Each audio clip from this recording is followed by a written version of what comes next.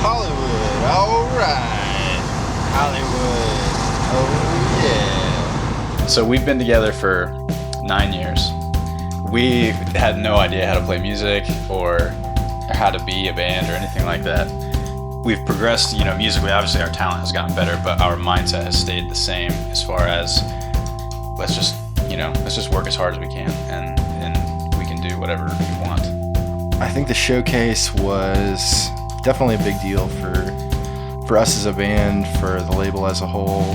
This year it was in Los Angeles, which is just a lot harder to pull off for everyone. All of the bands were coming from all the way across the country, and we all drove, several days just to get there.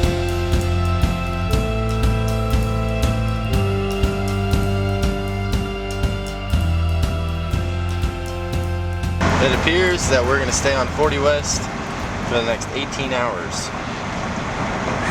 Ish. Well, that can't be right. According to this map, we've only gone about 4 inches. We did more driving over the course of this 2-week tour than I've done the rest of the year combined. So it was nuts. Going out there, we drove from Nashville to Albuquerque pretty much straight, stopped for 3 hours to sleep, and then headed on to San Diego. It's a big trip to take that much time just for one show. Usually it's, you take a few hours, you play a show, you take a few hours, play a show, but it's such a big distance from the Midwest. All of us, I think, had a really tough time getting out there. And it's so weird. You're in such a confined space, the space of that van, all 5 of us, for so long.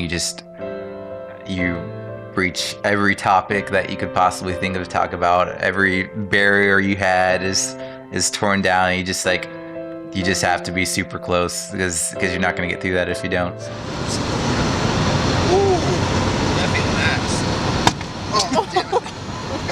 Oh, you won't pay for that one. so touring is sort of a double-faced beast or something. It's the best way that we have to promote our band. It's a great way to connect with fans who haven't seen us before and have wanted to see us for a long time. It's a great way to solidify a relationship with fans or friends that we have. There's nothing like the live show. Just the experience between a fan and a band. It's awesome for an artist and their fans. The tour is your transparency with fans. It really shows who you actually are, outside of the studio. What you sound like, your heart behind your songs, and kind of what you're about. Rough side is, a lot of times we'll go out for a week, 2 weeks, 3 weeks, and we'll make $5 a night, especially going into new markets, new cities, like going all the way to the West Coast where we really haven't been too much before.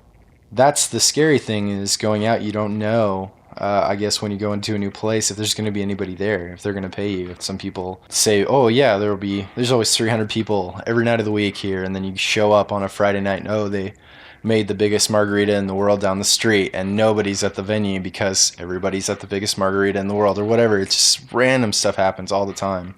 Is this worth it? Is anything going to come out of this? And I think at the end of the day, it is worth it to be able to do that. These sort of outlandish hopes, maybe something will happen. Maybe something will take us to the next level. Maybe something will make us a sustainable performing act. And then there's the harsh reality of maybe it won't.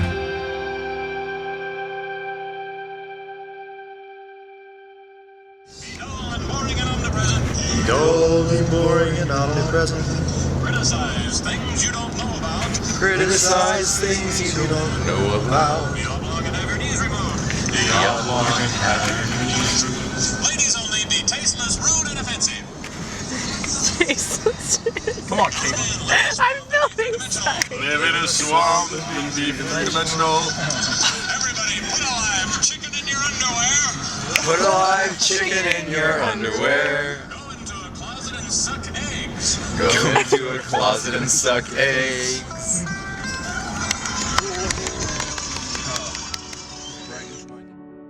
The driving was terrible. You start to feel really tired, or just you feel like I can't drive another mile, I can't do this, you know, without just taking a break. But you have to. When you get in those like little Debbie Downer moments, at least for me, like those are the worst parts, because I know that I shouldn't be like feeling like that, but I do. And you know, and it inevitably happens every tour. I was pushed through by the coolness of Portland. That got me through it. So congratulations, Portland. You were awesome. And and the guy in Chipotle that went on an animal rights rant.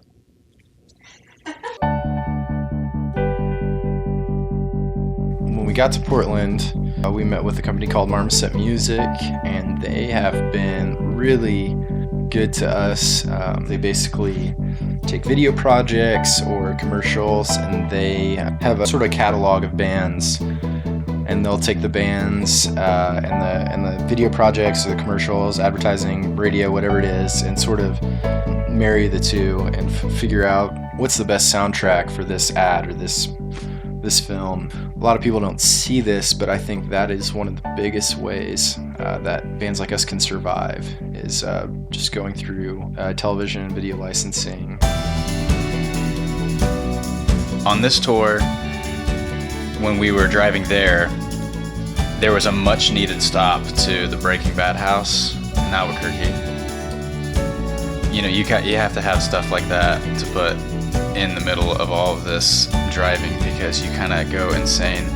So those are always really enjoyable things for me to like see, like whatever the place to eat is or the place to see in the state that you're stopping in, you know. So I'm always looking for as many excuses to stop as I can, like, oh, we gotta see this giant corn stalk in this state or something like that, so that we don't have to drive. But super enjoyable to see just the country. It was crazy just going from the south through the west, like in Texas and Oklahoma and the deserts out in New Mexico, and then coming down through the mountains in Arizona, and then you got San Diego, which is a completely different climate. Like it was crazy how fast it seemed like we got through all those different climates, and then traveling up the coast north, so much different scenery that would be the one redeeming thing about driving that much, was you did have a lot of cool views and got to see a lot. Be pompous, obese, and eat cactus. Everybody sing, be pompous, obese, and eat cactus. Be dull and boring and omnipresent. Dull and boring and omnipresent. Criticize things you don't know about.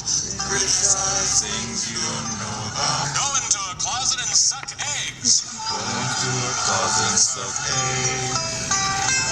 Guys, I really needed that. Appreciate that. Love you, dudes. See y'all in hell.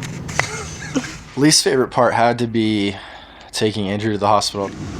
Andrew decided to stop breathing. For whatever reason, I pulled something in my shoulder or something in my side. I'm not sure what it was. We never really figured out what it was, but over the course of a week, I just had this pain that kept getting worse over here, and it was making it hard to breathe, and it was making it hard to move and lift and play and whatever else I had to do. We went to the ER like 2 or 3 in the morning. Sat in the emergency room with him for a couple hours while they sorted everything out. They put me on a couple meds and said it wasn't anything serious, did some tests, whatever they had to do to make sure it wasn't really harmful. If I had to pick the least favorite part of the tour, it was those few minutes probably before we got to the ER, where I was just sitting in the back going, oh no, I'm gonna die. I'm dying right now. And then I didn't die, but. We're in Wild City, Montana. It's toasty 10 degrees out here now, which is at least 20 degrees warmer than it was last night. Just had some lunch at the Pizza Hut. I think it's a local joint here in Miles City. Pizza Hut. Really nice people.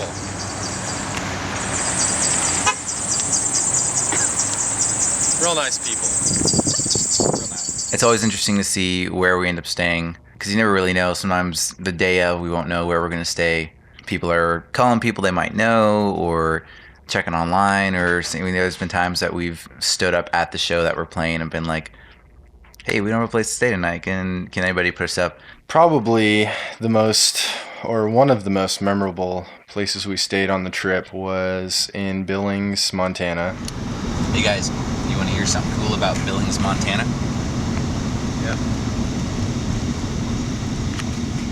Didn't know anyone from Billings, Montana. We didn't know anyone who knew anyone from Billings, Montana. And we reached out for help on couchsurfing.com, and somebody responded. I know everybody was a little uneasy when I said, oh yeah, I found this person on the internet that can put us up. They're the only person in Montana that can host 5 people. So, and that was really awesome to see the generosity of somebody who has nothing to gain from hosting 5 people.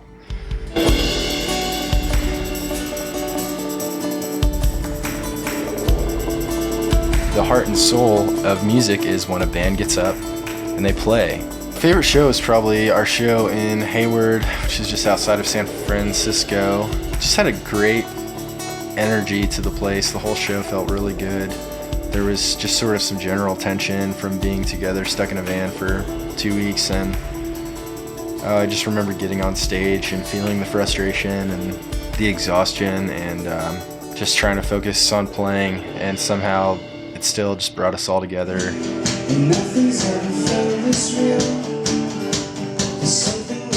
had 2 people come up all the way from San Diego who had seen us playing in the park, and they came up to us afterwards and said they really enjoyed it, asked us if we were playing in town, and we said, no, our next show's in San Francisco, and they said, oh, okay, that's cool.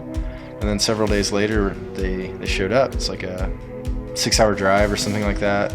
That's absolutely the best part, I think, for me, is just connecting with those people and hanging out with them and talking with them and hopefully making an impact on them. I just hope that people can connect with the songs. I think that's the most consistent thing, is that I just want people to hear the song, and I hope that since it's live, that it just comes through even more, the meaning of it and the purpose of it. And sometimes I'm literally thinking as I'm singing it, like certain lines, like, I hope somebody in here like gets this, like gets it as much as I do.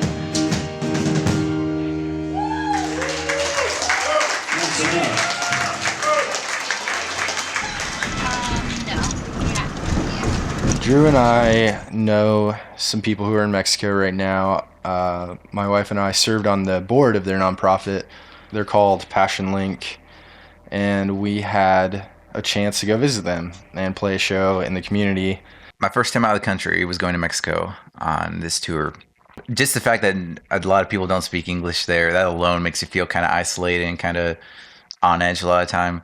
I think for this community, it was the first time probably they've ever had any kind of traveling band come through. Even I wouldn't even think a Mexican band had been through that neighborhood. They're so poor, just kind of like wading through trash on your way to the, trying to get the car through these, dirt roads for miles, driving around stray dogs and shacks and trash that has just been dumped in the middle of the neighborhood and the fields. And so apparently this dog was recently arrested for chasing after a police motorcycle and literally got handcuffed. The dog was handcuffed, put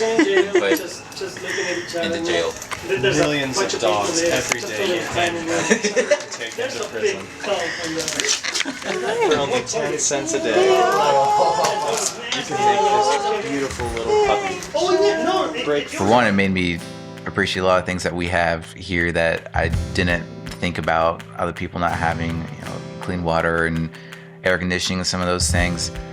But it was also cool that these people loved the way that they lived there. You would expect maybe to go to a place and everybody's whatever, kind of, I'm not sure, sad to be there or like it's depressing or something like that. But it wasn't that. Like, even though you could see, man, they don't have this that we have, or man, that looks like that's a hard thing to deal with here. Everybody was super happy and super positive. So anyways, we just thought it would be so cool to be able to come and play for a community that's never seen something like that before. We made predictions that the van would most certainly make it to California, and we're here. Never said anything about it getting back. So in San Diego, we found that our muffler was dragging along the ground pretty badly. So we got some coat hangers. San Diego's about a half an hour from the border, maybe less, where we were staying. As soon as we got across the border, there were these like speed bump kind of things, and I think that was the final straw. The coat hangers had melted enough. Went over a couple bumps, and our muffler was dragging on the ground again. It was so loud, and there were sparks flying, and so our host knew this mechanic. That was awesome. We told him what was going on. The brakes were messed up. The brakes had died a couple days before, and when we were going through the hills coming into California, and those were clearly not doing well. We were excited, actually, that our van broke down on that side of the border because the prices were so much lower in Mexico. Everything was so much cheaper. So, kind of a blessing in disguise. Welcome to the worst place on earth, Tijuana. It was sketchy before. Now there's a Mexican man.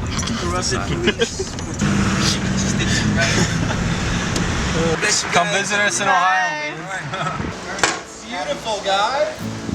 But we got to drive around and see some of the sights. We went to a really cool beach there and hit up a couple local taco stands and some coffee.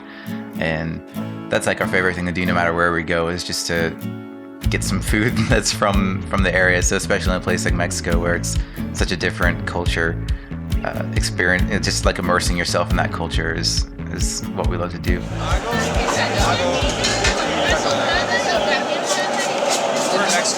So we showed up, and we got a chance to hang out for a few hours before the concert, and the vehicle we were using,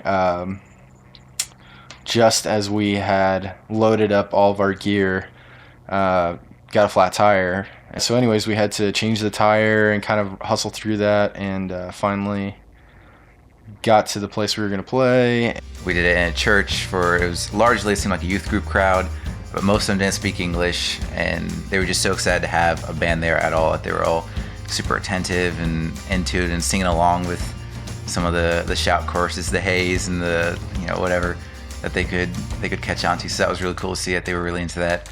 And they all came up afterwards. They all wanted CDs, they all wanted autographs. So it was just really cool to hang out with those kids.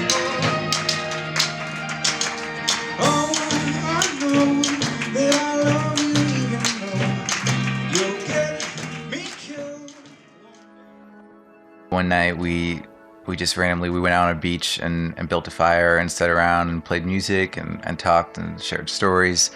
And so it's moments like that are really the coolest, where you just have a chance to sit down, unwind, take a load off about the band, about the tour, about the traveling, and just experience the people in the city that you're in and a cool site.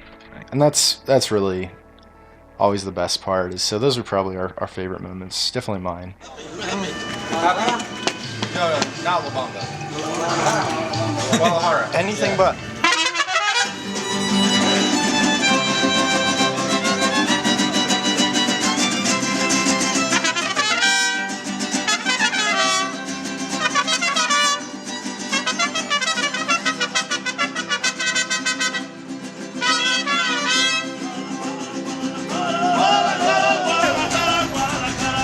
You think We paid somebody for churros, but we don't know where he went. yo pagué un gordito? What are you supposed to do with all these churros? Eat them all. I can't.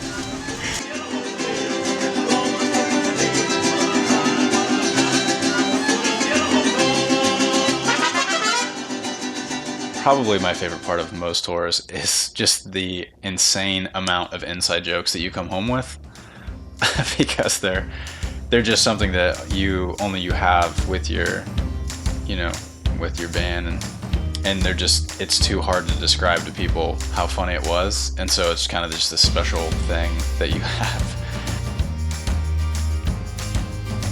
It was our first time driving through LA, downtown. When we were eating lunch, Wes was so excited to eat that he locked the keys in the van. Our keys were locked in the van by me with the car running, the motor running. All I wanted was my slice of pizza, and I just got too excited about it. And somehow the passenger door was unlocked the whole time, which I was supposed to check, and I swear I checked it, but somehow it was unlocked and I thought it was locked. And so that kind of like was our entrance into LA. Wes, Wes is just being Wes, and he's real lighthearted, and he's just strolling around, like accidentally kicking their flower beds all over the place and slamming the doors open and stuff.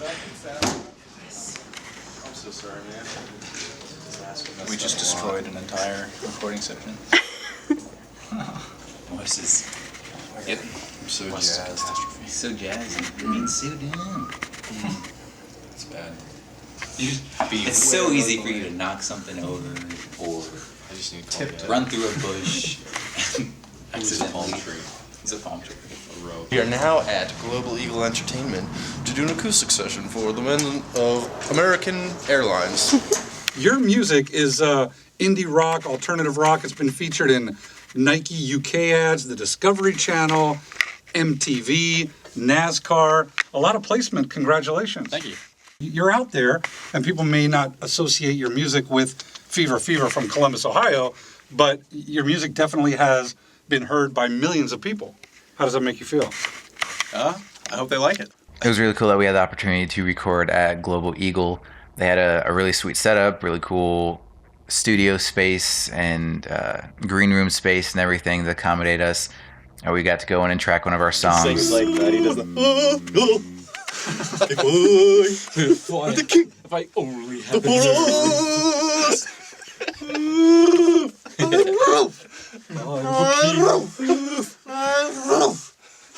All right, tell me all about Hypnotized. It's just a kind of a teasing song. It's just fun for us live and fun for us to write. It's about someone kind of in love with somebody else, and it's just a hypnotic thing that that somebody has on you. Plus, with all the instruments, you're hypnotizing the audience. Yeah, I hope so. It was super fun because the guys that were engineering were really cool, and Jeff was an awesome guy who's worked on a lot of really cool projects, and it was fun getting to talk to him about the stuff that he's worked on and his gear, and his compliments for our song were really flattering. And anytime you meet somebody that you have that you highly respect and they compliment you and are really enjoying what's going on, it makes you blush. So at Pandora, we played the whiteboard session. I knew that everybody in there was so talented and knew so much about music, and I just had such a high respect for everybody in there that when we had to go up and play and say, hey, we're musicians and we're trying to do this professionally, you almost always feel like a faker. Like I'm not a real musician compared to these people. We actually do this in the band all the time. This is why we're so good at it. It's just always cool going there and seeing how it works and to have the honor of playing there for everyone, and it was super intimate, and we got to share things that we don't usually talk about the songs and stuff. This is our favorite spot in all California, so congratulations. I see beauty in you, even when you're down in shades of blue.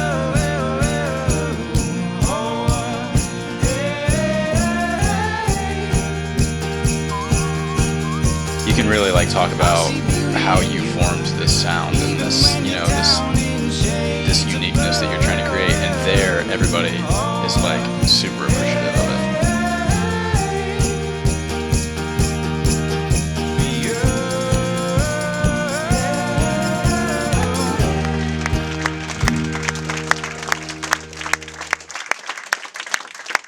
So we've been on Slow Speak Records for almost a year now, officially.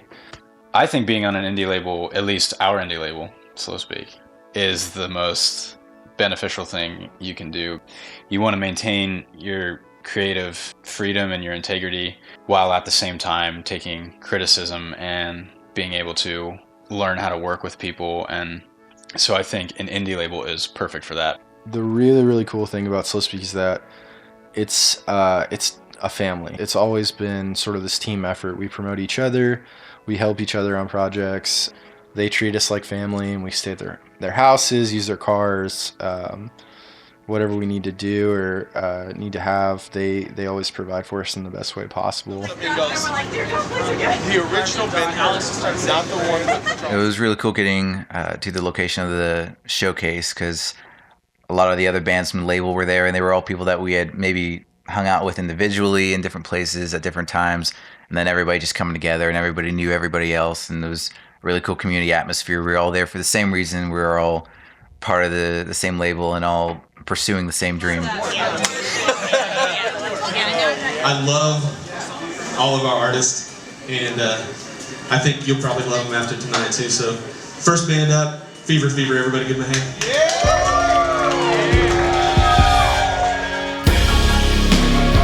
But in the aftermath of your reckless love, I feel more alive than I ever was. Before my ruins fell, I fell down to hell, and now my spirit flows on loving. Everybody had their own style and was really good at what they were doing. So it was fun to participate in it, to be a part of that, and then just to sit back and watch everybody else do their thing that they're so good at was a really cool experience. And to these people we were like a family, and just being so proud of everybody there.